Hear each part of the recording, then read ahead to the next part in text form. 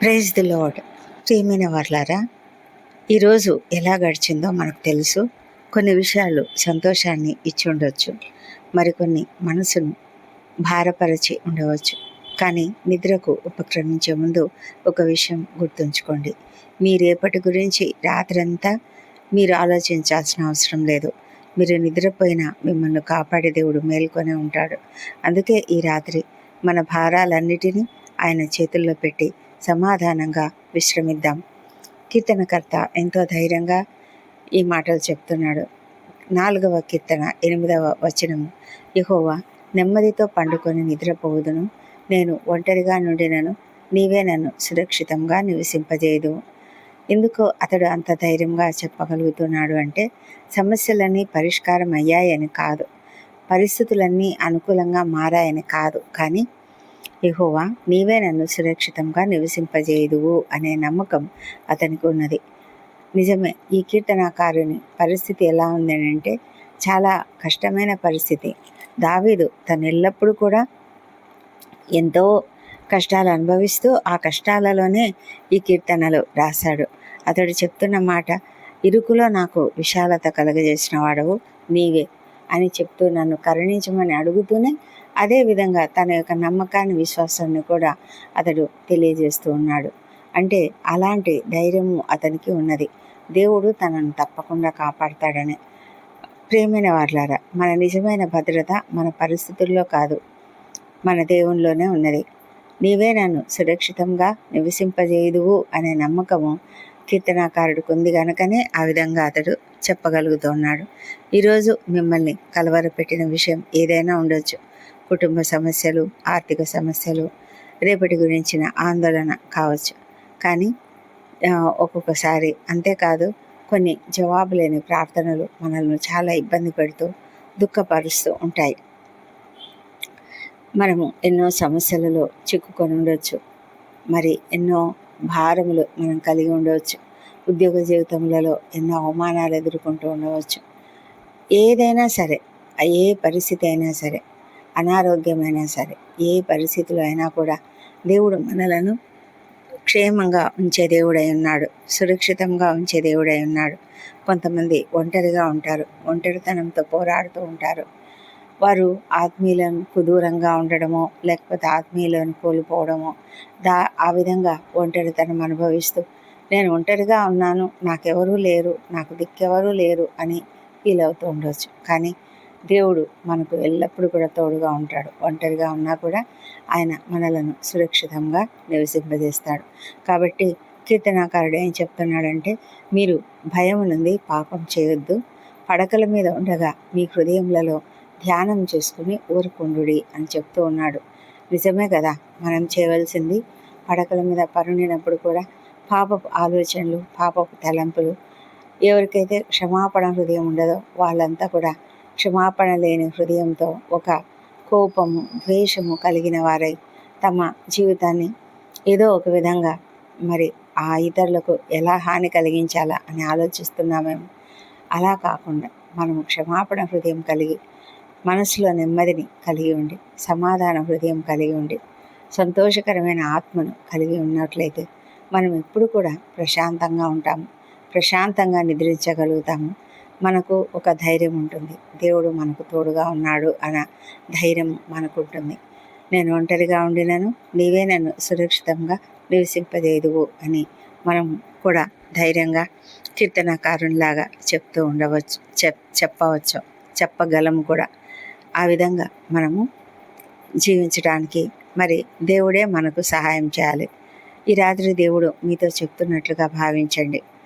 నా ప్రియమైన బిడ్డ, నీ భారాన్ని నాకు అప్పగించు, నీవు సమాధానంగా విశ్రమించు, నేను నిన్ను కాపాడుతున్నాను. మీరు నిద్రిస్తున్న సమయంలో కూడా దేవుడు కార్యం చేయగలడు. మీరు చూడలేని మార్గాలను ఆయన సిద్ధం చేయగలడు. కాబట్టి ఈ రాత్రి భయంతో కాదు, విశ్వాసంతో నిద్రపోండి. ఆందోళనతో కాదు, దేవుని సమాధానంతో విశ్రమించండి. మరి కీర్తనాకారుడు ఇంకొక చోట మనకిస్తున్నటువంటి వాగ్దానం, ఆయన కొనుకడు, నిద్రపోడు.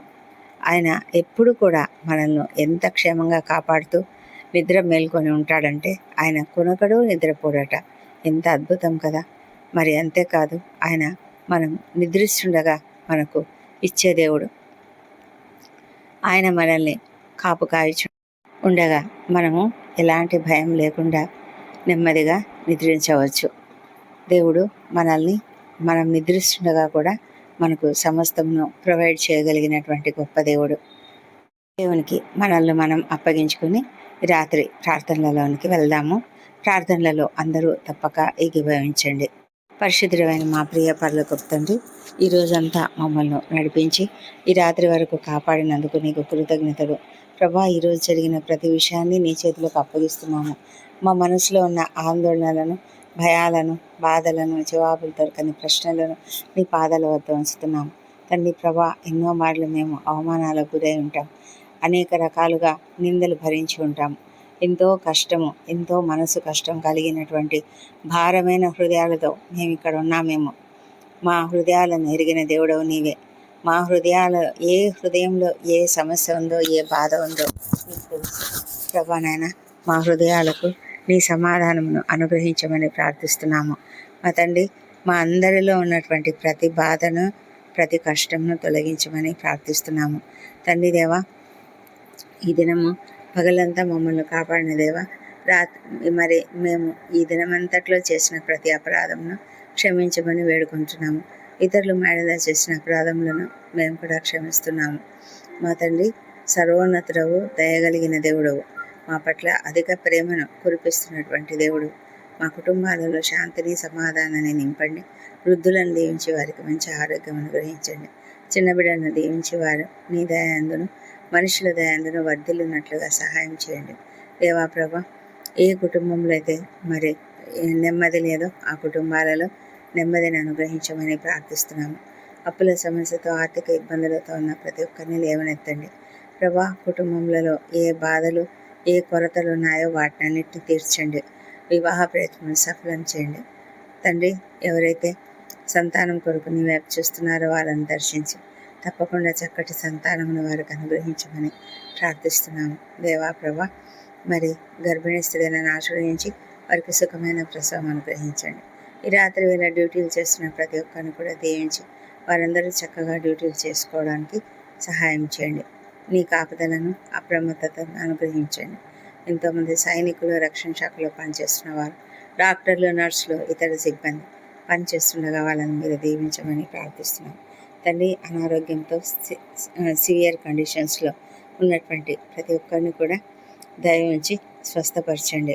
మీ గాయపడిన హస్తంతో ముట్టి స్వస్థపరచమని ప్రార్థిస్తున్నాము. కుటుంబ సభ్యులకు ఎంతో ఆందోళన ఉన్నది, ఆ ఆందోళన అంతా తొలగించమని ప్రార్థిస్తున్నాం తండ్రి. దయగల మా ప్రభా, నిద్రలేమితో బాధపడుతున్న వారికి ప్రశాంతమైన నిద్రను అనుగ్రహించండి. వారి హృదయాలలో ఉన్న భారమును తొలగించండి ప్రభా. కన్నీళ్లతో ప్రార్థిస్తున్న వారి ప్రార్థనలకు జవాబు దయచేయండి.